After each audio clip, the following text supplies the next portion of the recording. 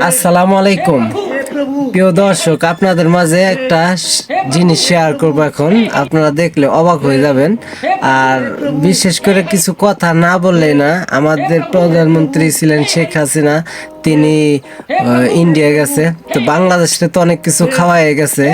মনে করেন যে পেঁয়াজের বদলে পেঁয়াজ ছাড়া তরকারি রান্না করা শিখেছে। তারপরে এই যে আলুর চপ, বেগুনের চপের বাদ দিয়ে মনে করেন যে কুমড়া চপ বানাইছে, ঠিক আছে। তো এইরকম মনে করেন যে ইন্ডিয়া যাও এখন অনেক কিছু শিখাইতেছে। তো গাইস, দেরি না করে ভিডিওটা আপনাদেরকে প্লে করে দেখাইতেছি ভিডিওটা কি।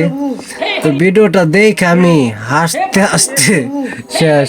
হাসুম না কান্দুম, বহুত দুঃখের বিষয়।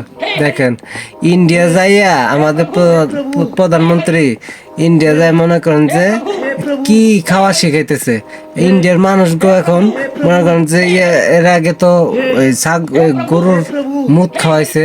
তো এখন ইন্ডিয়া যাইয়া গরুর গোবরও বাদ হইল না এরা। তো দেখেন ভিডিওটা দেখে তাহলে কমেন্ট করে যাবেন। আর ইন্ডিয়ারা যারা আছে তারা তো গোবরই খায়। দেখ, রুটি দিয়ে গোবর খাইতেছে। তোরা তো মনে করেন যে ডাল ছাড়া কিছু খাস না, তাই তো মনে করেন রেডিমেড ডাল বানাই দিছে এখানে। তো গাছ দেখেন ভিডিওটা।